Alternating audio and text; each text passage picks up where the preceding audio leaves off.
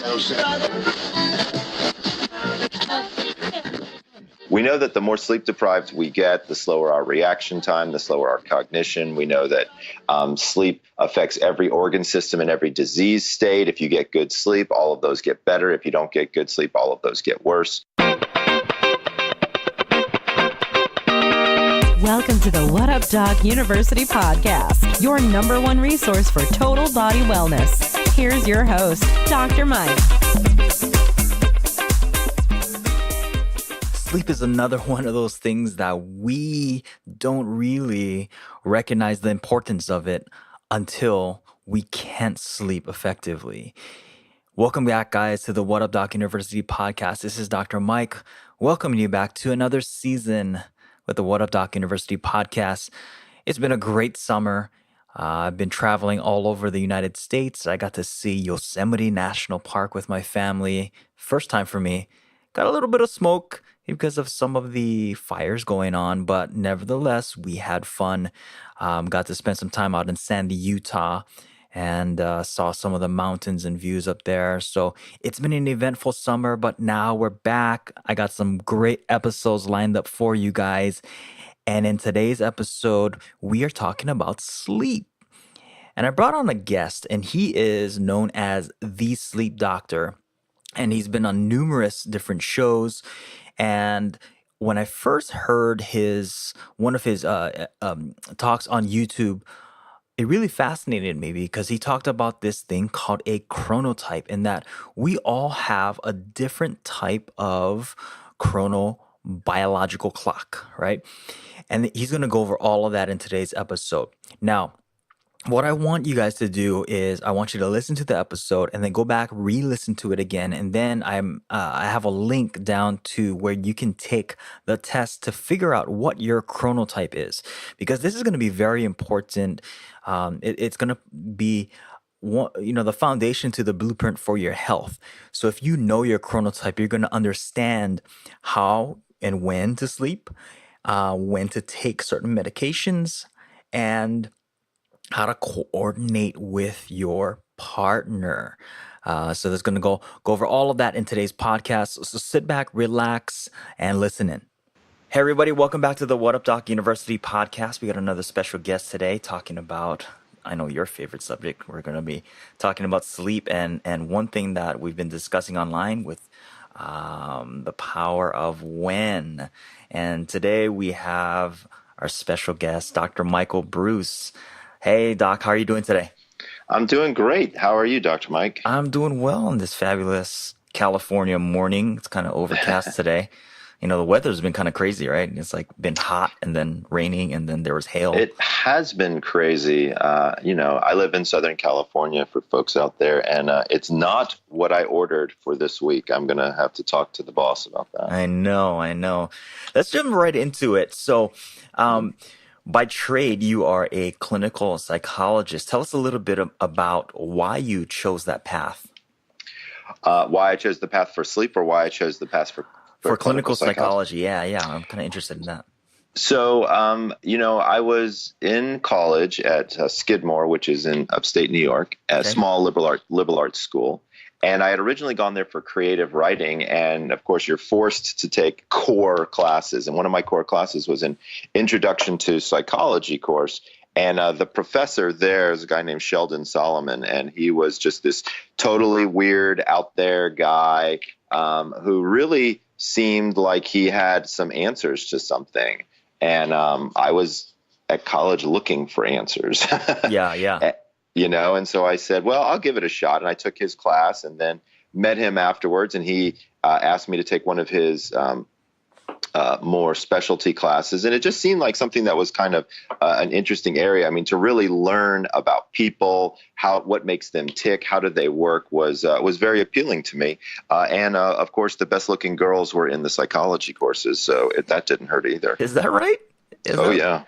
Oh, I always thought they were in the business courses, but psychology, huh? So go to a small liberal arts school and you'll find them in the education department and in the psychology department. Oh my gosh, that's so funny. So tip to you guys out there, you single guys are in college, liberal arts, psychology. So You jump into clinical psychology, and what about it? Did you start leaning towards studying the area of sleep? Well, it wasn't until graduate school. So I already had my undergraduate in psychology, and I was actually applying to graduate programs. And my father was ill. He's fine now, and I needed to stay close to home. I'm originally from Atlanta, and I was fortunate enough to get into one of the top 20 clinical psychology programs in the country because I was published as an undergraduate. And it just kind of started to work out. And while I was there, you have to do what's called a residency program. So not too unsimilar or not too dissimilar from what you would do as a medical doctor. And the residency place that I was going to was really interesting because they had a rotation in neuropsychology and they had a rotation in sleep. And those are two things that I was very interested in. And nobody took the sleep rotation, which was really surprising to me because I thought, well, this looks cool. I sleep. I don't know anything about it. I want to learn more about it. And by the third day, I absolutely fell in love with clinical sleep medicine. I mean, I have a very unique job, but I have a unique opportunity. And that opportunity is I get to help people in between 24 and 48 hours. And change their life, help them, not just a little bit of, oh, I'm going to give you a tip or a trick here.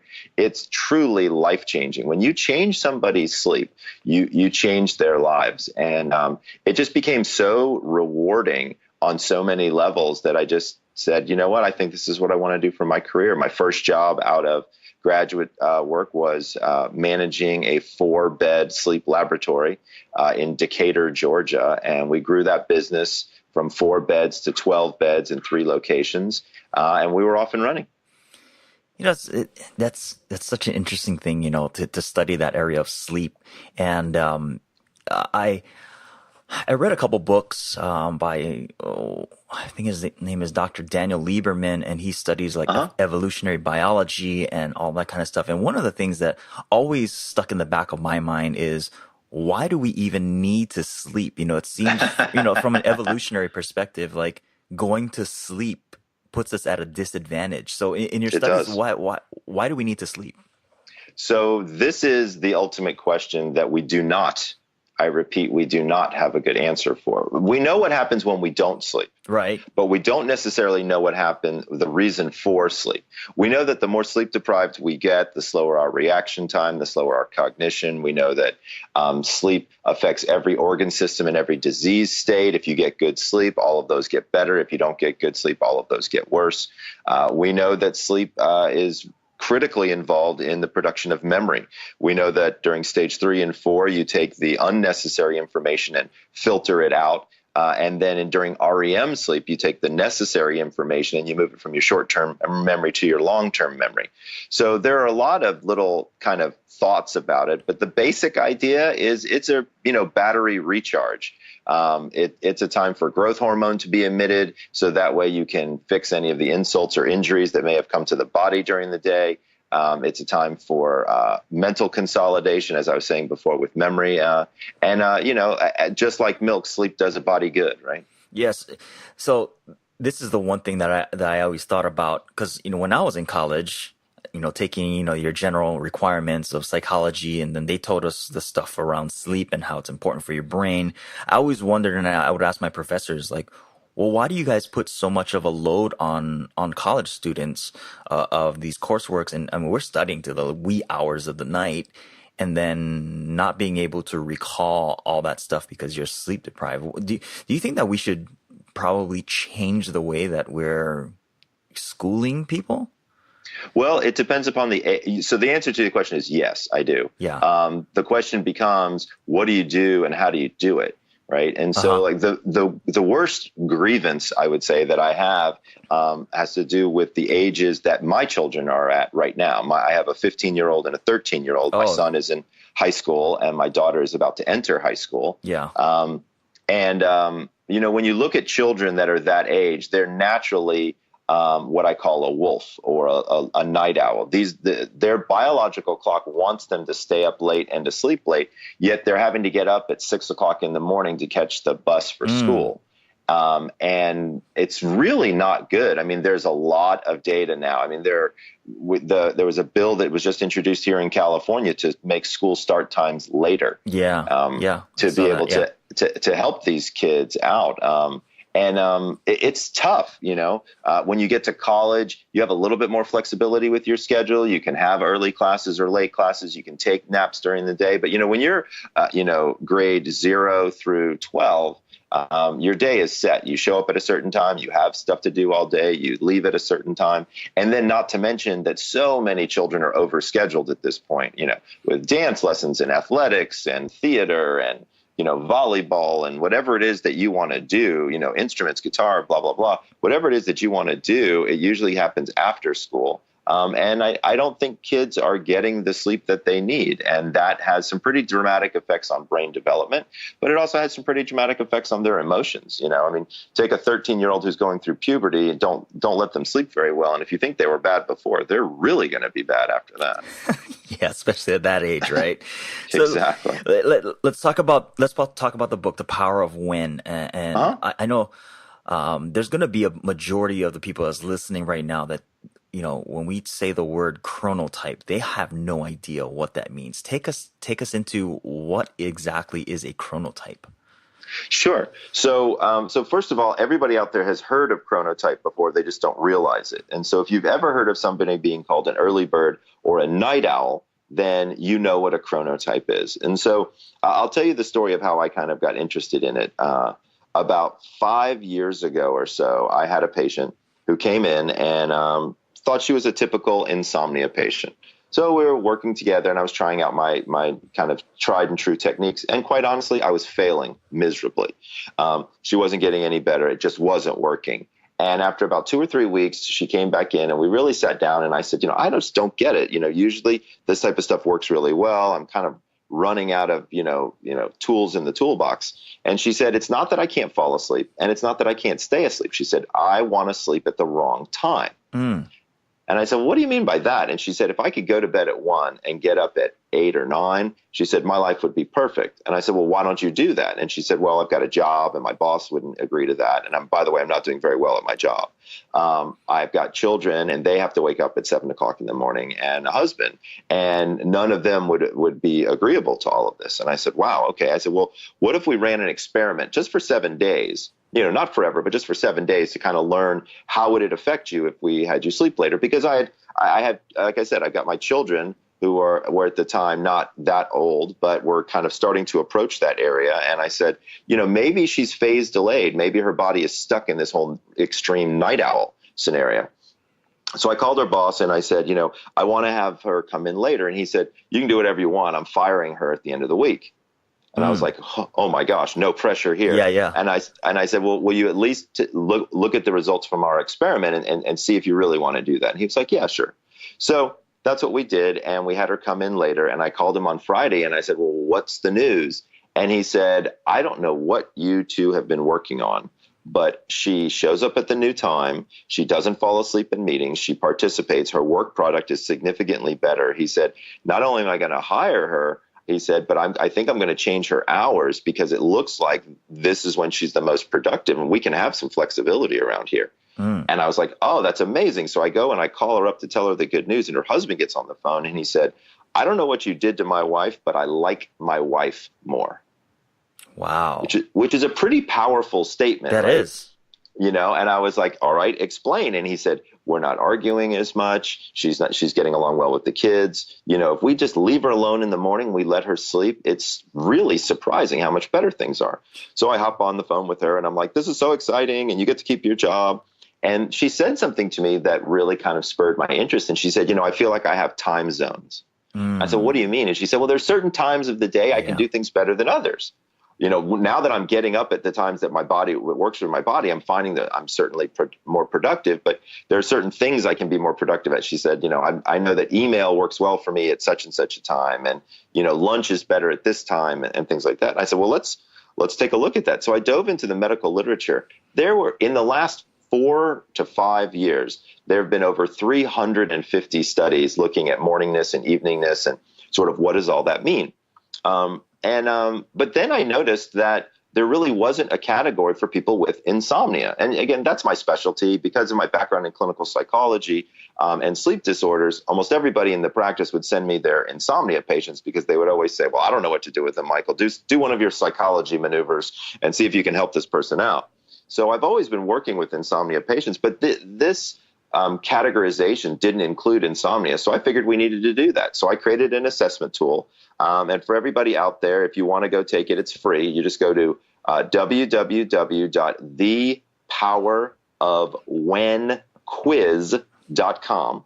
That's thepowerofwhenquiz.com. And I'm sure that'll be in the show notes. Yep. And you can figure out what your chronotype is. And so that was kind of fun. And then what I realized was, holy cow, if I match up people's hormones, because, hormones are distributed on a very predictable level, right? Right after you wake up, certain hormones rise, certain hormones fall, certain number of hours later, certain hormones rise, certain hormones fall. And so I matched the hormone profiles based on people's chronotypes to whatever activity they wanted to do. And it turns out I can tell people the best time to have sex, eat a cheeseburger, run a mile, ask your boss for a raise, you name it. Yeah. So, when I first heard about this, I took the quiz, determined my chronotype. Cause, when you get married, right, there's always this thing of, the opposites attract. And sometimes in my practice, I see that this has an underlying effect upon people's relationships as well, because, one partner wants them to be one way and the other partner's like, I don't understand why you sleep so long. Right. Like when, my wife and I were high school sweethearts. And, when we were in high school, I got to school at like 4:00 in the morning because we had baseball practice before school and all that kind of stuff. And she wouldn't get up until after our homeroom period, and she would come strolling down, and she functioned perfectly well. Whereas I needed to be awake and, right as soon as I woke up, I'm going, at 4:00 in the morning. So I took the test and found out that I'm a lion, and that's kind of like how I run my life. Exactly. But we have, again, they say the opposites attract. My wife she hasn't taken the chronotype test yet because she what? Yeah, you got to get her to take that thing. Yeah, she's gonna go take it today, because I'm like, okay, well, because it plays an important part in your life, and it really does. You don't, just by the example that you talk, because there's far-reaching effects upon your employment, upon maybe your diet, maybe your relationships, and all of this kind of stuff. What other things that we don't necessarily think about when we look at chronotypes? What other things should be, or does it affect? Well, here's what's been interesting. Yeah. And when we didn't expect this, this has really become a communication tool between couples. Right. And so what ends up happening is one person takes the quiz, and then whoever their significant other is, they say, hey, will you take this quiz? And they have them take the quiz. And then all of a sudden they have the realization, well, I'm a lion and she's a bear, or she's a wolf and I'm a lion, or all these different things. And all of a sudden things start to make a lot more sense. People are like, oh, well, no wonder you're grouchy in the mornings. You're a wolf. You hate mornings. Why on earth would I try to talk to you about a serious, situation that we have without, understanding that you're not even awake at that time? And how about talking to children based on the children's age? We know what kind of chronotype they'll have. Being able to talk with them. A classic example is my daughter, right? So I pick her up at 3:00 from the bus, and I say, how was your day? And she says, fine. And I said, did you make any new friends? She says, no. I said, do you have any homework? She says, yes. Right? Very monosyllabic one-word answers, right? If I walk into her room at 10:30 at night and I ask the exact same questions, and I've done this experiment, I'm there for an hour and a half, and she's chatting and talking to me, and we're up till midnight, right? Sure. And so, because that's her time, right? She's a wolf. She's a night owl. That's, she's 13 years old, and that's when she's really much more motivated to have that conversation. So, it has really turned out to affect every area of life. I mean, I get emails from people all the time that said, I never realized it, but when I have communication with my boss, with my partner, with my children, by using your methodology, it's significantly more successful. So that's been the real kind of bonus that I never would have expected, as part of as part of this whole journey that I'm taking with the power of when. That's cool. That's cool. Yeah, So it is cool. so briefly walk our listeners through the different types of chronotypes. Sure. So the first type is called a lion. So this is also synonymous with what somebody would consider to be an early bird. My lions are my COOs of a company. They're leaders. They are type A personalities. They're very good at organizing people. They're not necessarily as good at getting some of the details of things done, but they're very good at leadership. They like to make a list almost every day, and they like to go from step 1 to step 2 to step 3. They don't like to deviate at all. They're very kind of set in their ways. The biggest, and a lot of people, by the way, have lion envy. So they say, oh gosh, I wish I was a lion. I wish I got up at 5 o'clock in the morning and got more done before 7 than most people get done all day. Don't get me wrong. There's a lot of cool stuff about being a lion. But the truth of the matter is it's not always the most fun. As a matter of fact, lions socially have significant problems because they're exhausted by 6, 7 o'clock at night. They're not interested in dinner and a movie. They're interested in going to bed because they've been up since 4:30, 5 o'clock in the morning. So, for those of you out there that want to be a lion, your social world might take a hit because of it. The next up are bears. And so bears are kind of in between. And by the way, it's great to be a bear. It's actually the best to be a bear. And I'll tell you why. It's because the world runs on a bear's schedule. Bears get up around 7, 7:30. They go to bed around 10, 10:30, in that range. And the whole world works on their schedule. And so understanding where your hormones are during that period of time can really increase or optimize what it is you're trying to accomplish, whether it's at work or home or spiritually or what have you. And so the bears kind of fall into that middle category. And they're my extroverts. They're kind of the glue that keeps society together. They're the people that get stuff done. Very social, good friends, usually kind of know what the office gossip is, and a lot of fun to kind of hang out with. Next are the wolves. And wolves are a lot like night owls. And I'm a wolf. I never go to bed before midnight, hardly ever. I don't like mornings. As a matter of fact, the only thing that I don't like more than mornings are morning people. Honestly, I'm just not that guy. Like if somebody said to me, Michael, you need to teach a class at 9 o'clock in the morning, I would say, that's really not a good idea. We know that wolves are very creative, have a tendency to be introverts, believe it or not. We show up at the party late, and we don't like to talk to anybody until we've kind of wandered around and met some folks and finally get into the groove there. My wolves tend to be the most creative of my 4 categories. These are my artists or my actors or my musicians. Very, very interesting group of people, but not on society's schedule at all. As a matter of fact, they've often been told that they're lazy. Wolves are more prone to nightmares. Wolves are more prone to disease. A whole bunch of different things that are not necessarily a good thing to be. But, this is all biologically determined, by the way. That's one thing we didn't mention, is it's all based on something called the PER3 gene. Now, there are over 80 different markers out there that help us learn more about morningness versus eveningness. But the PER3 gene is the one gene in particular that I based a lot of my book on. And the length of that gene gives us how much sleep drive we have. So how much does your body really want to sleep? Because it's not the same for everyone. And in the very first chapters, we talk about how to calculate your bedtime depending upon your chronotype and understand all that. Interesting. The final category are my dolphins. Now, I used dolphins as a symbol because dolphins sleep what it's called unihemispherically. So half of their brain is asleep while the other half is awake looking for predators. And I thought that was kind of a neat symbol for my insomniacs who are just never quite asleep. That seems to happen to quite a few of them. And by the way, lions are early morning risers. They kill before dawn. Bears get up at the sun and go to sleep when the sun goes down. And wolves are nocturnal creatures as well. So each one of the animals actually represents the chronotype. Yeah. So Can a person's chronotype change throughout their life? It can.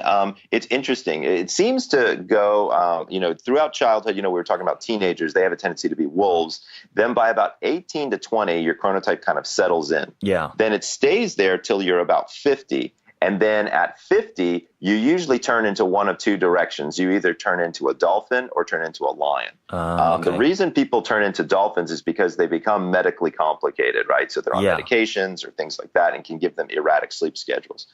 Meanwhile, some become lions. And if you've ever noticed, if you talk to your grandparents or any seniors that they're up at 4:30 in the morning and they're going to bed at 8 o'clock at night. Yeah. So, what implications does this have on, let's say, a person who's either one trying to improve their health using, natural remedies, exercise and all that kind of stuff, and then the person who's also on pharmaceutical medications, because I know that you talked about in the book on how taking your medications at certain times, right? It affects how the medication works on your body. Talk a little bit about that. Yeah. It was. Yeah. Isn't that fascinating? It really is. When you start to look at some of those changes that are out there, it almost, you kind of start to wonder, like, why hasn't my doctor been telling me about this? I'll quote you a couple of things from the book that I thought was really quite interesting. So let's look at something like aspirin, right? So aspirin has been around forever. Study in 2014 where they took 300 heart attack survivors and put them into two groups. First group took 100 milligrams of aspirin at 8 a.m. The second group took a same dosage at 11 p.m. When you looked at blood platelets, which is what causes clotting and therefore heart attacks and strokes, they're most active in the morning. So aspirin has long been known to reduce platelet activity. And so would a morning dose group do better shape after 2 to 3 month testing period? And it turned out no. The evening group showed greater reduction in platelet activity and tolerated aspirin-related stomach problems better than the morning group. So for those of you out there, you shouldn't be taking an aspirin in the morning. You should be taking an aspirin at night. Huh. Right? I mean, this stuff is crazy. Another one, blood pressure medication. This was really interesting. So we know blood pressure fluctuates based on your chronorhythm. And when you get up in the morning and then it dips between 10 to 20% overnight. So people with high blood pressure don't experience that dip at night. We call them non-dippers, right? Not a very technical name there, but that's what we call them, right? Their blood pressure actually stays high while they're asleep. So this was a study done in Spain, and they looked at the impact of non-dipping risk on stroke. And so they had study was 5 years, 3,000 men and women with high blood pressure, and they discovered that people who took their medicine at night had a 33% lowered risk of heart attack and stroke compared with morning pill takers. The only thing they did different, the only thing, was taking their medication at night.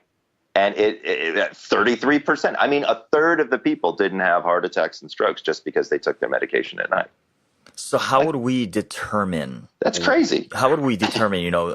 People know they'll figure out their chronotype. How do we determine when to take what, and when to do what? So buy the book, man. Yeah. So there's a whole chapter on this where I go through the drugs and the different times, everything from antihistamines, acid reflux drugs. Also, you can ask your doctor. You could ask your doctor, do you know of any time differences, or what is the best time to take this medication? Now, classically, doctors will say, well, if somebody has to take their medication 3 times a day, then just take it with breakfast, lunch, and dinner. Sure. Right. And because that was really to get people to remember to take their drug, not because it was the most effective at that point in time. So your doctor may say, oh, take it, 3 times a day, breakfast, lunch, and dinner. You should be responsible. You should say, well, why? You should say, why does my body need it at breakfast, lunch, and dinner? Is that when it runs out? Is that where my disease has progressed? Could there be times of day where it might be more effective to do that, especially if you're only taking a medication 1 time a day? 3 times a day is a little bit different because you kind of have to space it out by like 4 hours each time. But, when you're looking at medication that you only take once a day, when would be the best time? Could there be something that could be more effective? tell you an interesting story. I was early in my career. I was working in hospitals, and I learned that on the cancer ward, on the oncology floor, they're actually administer chemotherapy in the middle of the night. And when they do that, they need less chemotherapy, and it's more effective. I mean, that stuff's crazy. I mean, this is making huge differences in people's lives. The other thing is sample collection. You give a urine or a stool or a saliva sample. I can tell you now, within the next 5 years, they'll be starting to timestamp those, because wherever you are in your circadian rhythm, that could have an effect. So as an example, if you did blood in the morning for thyroid, and then you did blood in the late afternoon for thyroid, same person, you could get fairly dramatically different results. Yeah, I started to notice this about like 7, 8 years ago, and because some of my mentors in the functional medicine community, they would always talk about doing salivary testing and all of this kind of stuff, and it looks at a pattern throughout the day. Right. And then, we started ordering blood tests throughout the day, and it was drastically different. And I'm like, this has huge implications upon prescription medications, because if you take a person, their readings in the morning, and you're just going solely off of that, you may be giving the wrong type and the wrong dosage for that person. And there's no wonder why people are getting so messed up and not getting the results that they want, Right. It's absolutely. So why do you think that more medical doctors don't ascribe to or don't even know about chronotyping? The data really hasn't been around that long. Really, chronobiology has really kind of blossomed within the last probably 10 to 15 years. Right. And so, a lot of people didn't get it in medical school. And quite frankly, they're not really teaching it in medical school now. This is one of those areas where traditional medicine hasn't really kind of thought this through. Whereas functional medicine, this is one of the areas that functional medicine does think about. We think about things like nutrition, we think about things like timing, we think about things like sleep, exercise, and what could be the root cause of some of these more confusing situations out there. And so I think it's partially because the discipline itself has never really been interested, and partly because there hasn't been the research there. So I'm going to ask you, what are the top 3 sleep myths that you commonly, you run into? Because, we hear a lot of those things, but what are the top 3? Sure. So number 1 is that 8 hours is what you need. Yeah. Okay. So why did we end up on that number, by the way? So there was a study at Stanford about 30 or 40 years ago now, maybe longer. Yeah. Where they took people and they put them into a sleep deprivation chamber. And what they said, time deprivation. So you didn't know what time it was. There were no light cues. There were no morning, evening cues, nothing. And they let them sleep as long as they wanted. And at first they slept 7, then 8, then 9, all the way up to 12 hours. And then they started to come back down, and their bodies would not let them sleep longer than 8 hours and 13 minutes. And so that was where the original recommendation came from. This was 50 years ago, right? The stressors then were very different than the stressors are today. The availability of information, very different. The world was just different back then. Yeah. And so what we've got is we've got outdated data for that, and the other thing that I thought was very strange was, not all people are created equal. I've been a 6.5 hour sleeper almost my entire life. And my wife needs, 7.5 or 8, right? I mean, that's just her body. That's what her body is telling her that she needs. So number 1 is figure out what your sleep need might be. Now, I'll tell you an easy way to do that. So everybody has a socially determined wake-up time. In my house, it's around 6:15. We got to get up, got to get the kids up, get ready for work, get ready for school, that kind of thing. So make the math simple. Let's say it's 6:30, right? We know that the average sleep cycle is 90 minutes long, and that the average person has 5 of those sleep cycles. Not you wolves and dolphins, by the way, but the rest of the world seems to have about 5 sleep cycles. Wolves and dolphins seem to have 4. So you take 90 times 5, which is 450 minutes of sleep. That's kind of what we think that group of people needs. We count 450 minutes backwards from 6:30, and we get to 11 o'clock. Okay. Right? And so now we know what our bedtime is, because we all know what our wake-up time is, but bedtimes can vary widely, even for one person on a given week. So once you know what your bedtime is, do that for 7 days. If you can wake up within 5 minutes of your alarm going off, then you figured out you need 7.5 hours of sleep. I did this experiment personally, and it didn't work well. I did it. I got up at 6:30. I went to bed at 11, and all of a sudden I started doing this, and I started waking up at 5:30. And so I said, well, then clearly I don't need to go to bed at 11. I need to go to bed at 12. So I went to bed at 12. I woke up at 6:30. I feel great. So I figured out my number. So the myth number one is 8 hours of sleep is a myth. And you can figure out what your individual sleep need is just by running this, what I call bedtime calculator experience. Gotcha. What's the next one? Myth number two is if you have insomnia or didn't get a good night's sleep, do not go to bed early. This is probably the biggest mistake that most people make. Is they didn't sleep well the night before. Let's say they got 4.5, 5 hours. They say, I'm going to just crawl into bed. Usually I go to bed at 11. I'm going to crawl into bed at 8:30, 9 o'clock and catch up on my sleep. So you can't catch up, right? It doesn't work that way. Sleep is like a baseball game, okay? If the game starts at 8 and you show up at 9:30, they don't restart the game, right? You're there in the third inning. Same holds true as if you go to the baseball game at 6 o'clock. All you're going to see is batting practice. You're not going to see the game. You have inside of you something called a circadian rhythm, and it's very precise. And it wants to go to bed roughly at 10:30, and it wants you to get up somewhere between 6:30 and 7:30.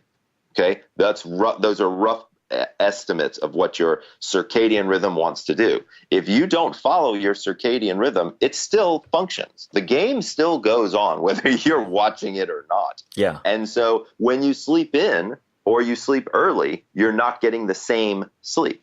If you sleep in, you'll get a little bit more REM sleep because that has a tendency to happen in the back half of the night. But you will have missed stage 3 and 4 sleep, which is the physically restorative sleep that you needed at the front end of the night.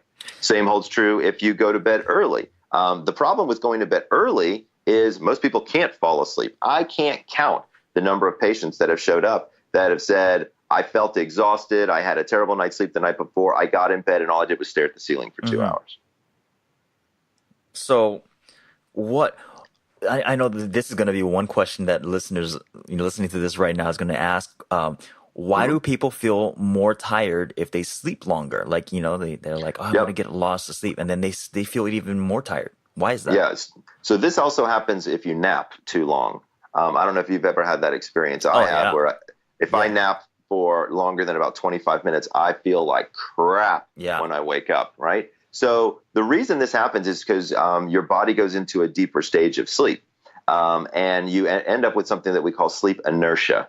Now, this happened to me just the other day. My daughter and I had to get up at 5 o'clock in the morning. She had a project, a retreat that she had to go to by 6 in downtown Los Angeles. So we're up at 5. We're out the door at 5:30. We get to the thing by 6. She finishes up. We get home, and it's still 8:30, 9 o'clock in the morning. So I figured to myself, okay, I'll just lie down and take a quick 25-minute nap. Well, I woke up 2 hours later, and I couldn't shake it all day long.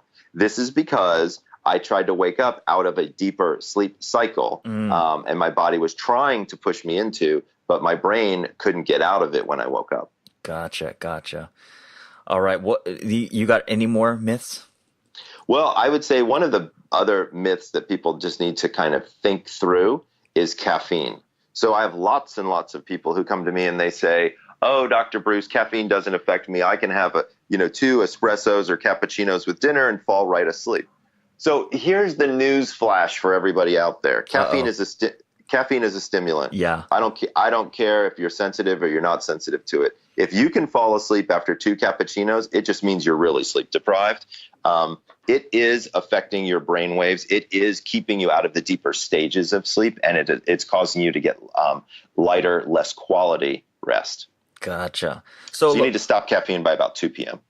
That's what I tell all my patients as well. What would be your number one tip for the person who just struggles with sleep? They've tried it all. What would be your top tip for them?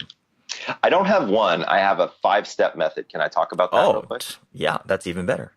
Okay. So step number 1 is to pick a sleep schedule and stick to it. Okay. So do the bedtime calculator experiment like we were just talking about and figure out when you should be sleeping and for how long. Okay. And then do that every single evening, including the weekends.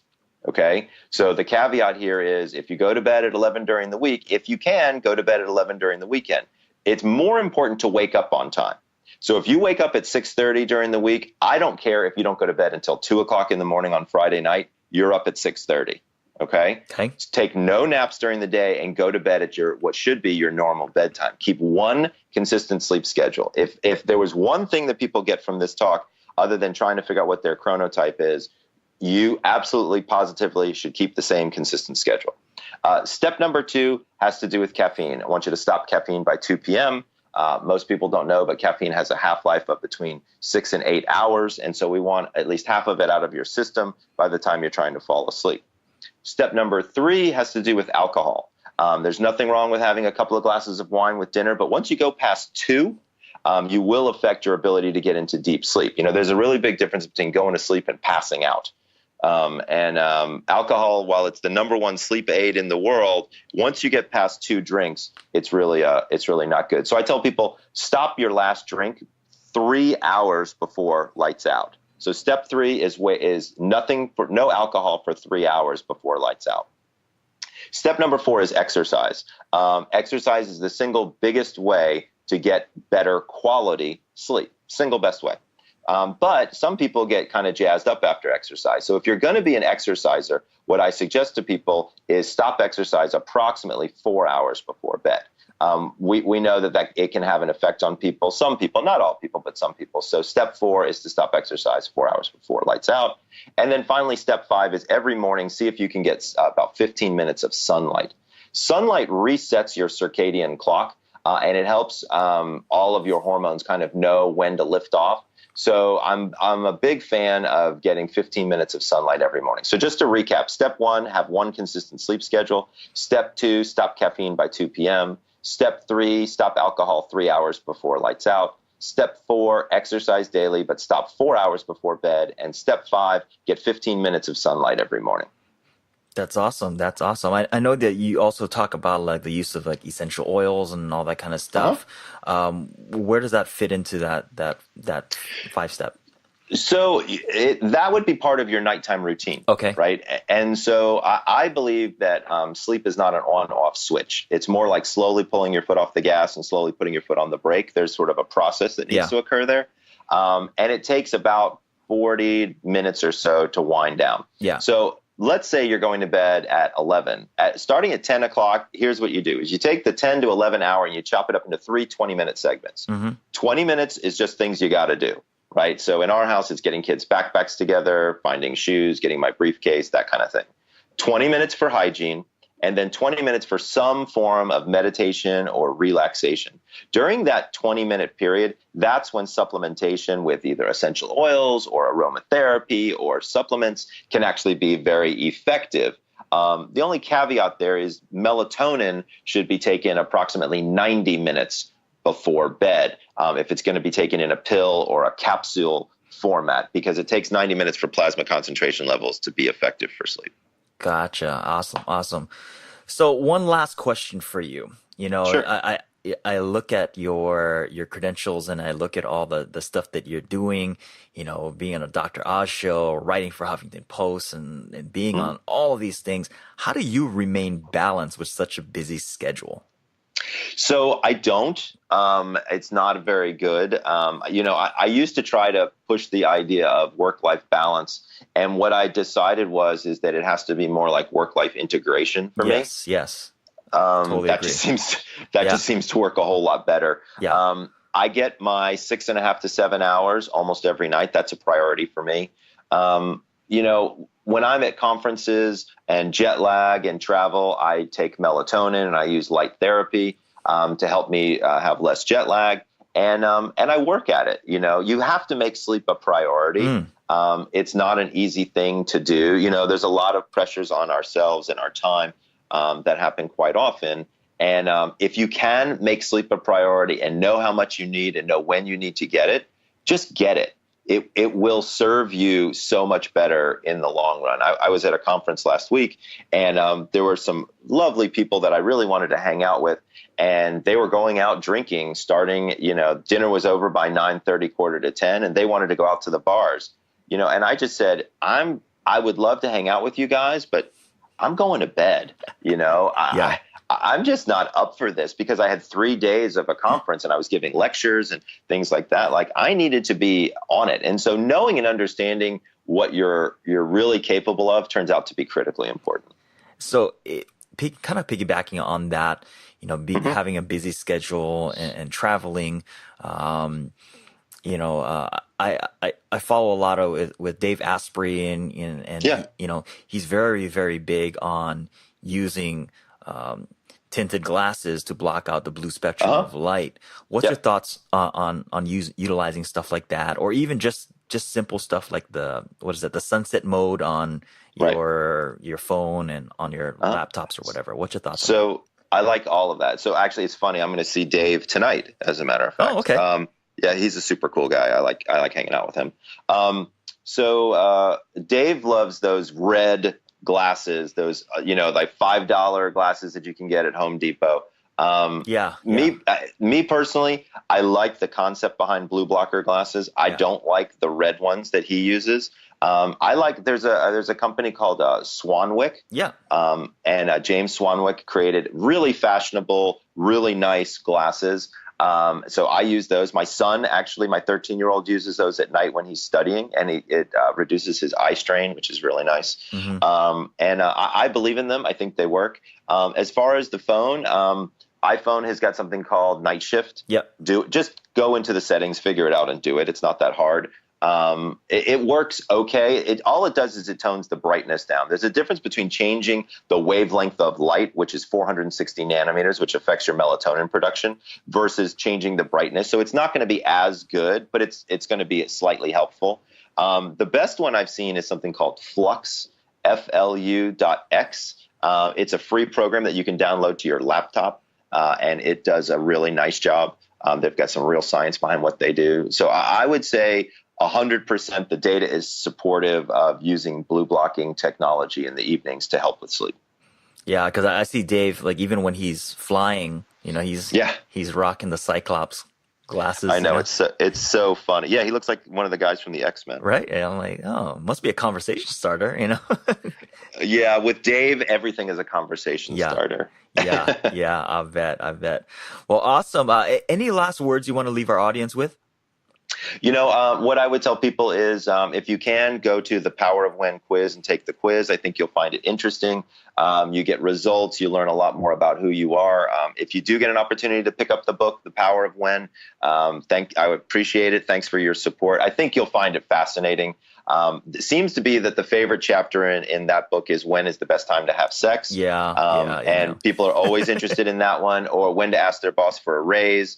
Or when to exercise. There's a lot of different areas that I think people will find interesting. So check it out if you have some time. And thanks for listening. Where can people connect with you? People can find me at thesleepdoctor.com. That's my website, or thepowerofwhen.com. Perfect. Also, I'm on Facebook and Twitter. If you follow me there, I send out tweets fairly regularly with sleep tips, articles, things like that. So I use that as kind of my forum to let people know what's going on. Awesome. Well, it's been very informative. And if you guys don't already have the book, get the book. Get the audiobook as well, because you want to listen to this while you're driving and all this kind of stuff, and then implement that, and then start changing your routine, because I know a lot of people, once they read that book, I know after I read it, I was like, oh, a lot of stuff starts to make sense, and I started changing my routine. Right? It's crazy, right? Yeah, it's stuff that you don't necessarily think about, but intuitively your body's trying to tell you these things, but you try to fight against that, So get the book and then start implementing it. All right, head over to the show notes at www.whatupdocuniversity.com/episode 57. That's whatupdocuniversity.com/episode 57. And there you can find the things that we talked about in today's episode. And there will be a link where you guys can go and take the chronotype test, right? So figure out which one is your chronotype, and that's going to really help you out a lot in figuring out some things, and it may answer a lot of your health questions as well. Be sure to pick up his book as well. You can find the link to the show notes in that as well. If you buy the book through our show notes, there's an affiliate link, and we get a little bit of a commission on that, and that helps fund the show, and that we can bring you more episodes like this. So if you do so, we'd love that as well. And if you love this show, please, maybe leave us a 5-star review and showing us some love there, because it helps our iTunes rankings and helps us to increase our exposure to others as well. And if you like it even more, feel free to share this episode with your friends and family on social media, and maybe you want to email it to somebody.